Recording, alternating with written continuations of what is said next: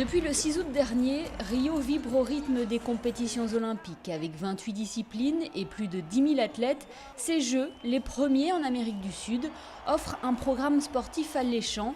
Alors que plusieurs polémiques ont émaillé l'organisation de ces Olympiades, alors que le pays traverse une crise politique, sociale et économique, et même s'il y a encore quelques ajustements à faire, organiser ces Jeux à Rio relevait d'un défi, un défi relevé haut la main selon Denis Masseglia.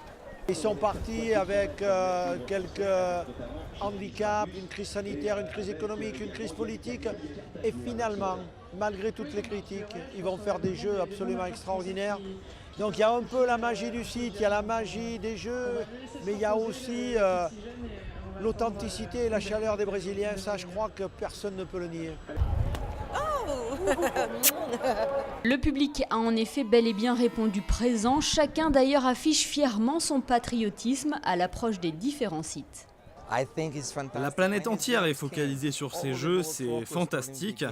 Quand on voit tous ces athlètes cohabiter ensemble ici au village olympique et bénéficier d'installations vraiment adaptées, on peut dire que Rio véhicule l'olympisme à travers le monde. Avec un coût de plusieurs milliards d'euros, ces Jeux olympiques à Rio étaient attendus au tournant. La cérémonie d'ouverture avait déjà donné le ton d'une olympiade prometteuse avec une ambiance dont seuls les Brésiliens ont le secret. Même si plusieurs sites attendent encore de séduire le cœur des cariocas, ces Jeux ont plutôt fait un bon début.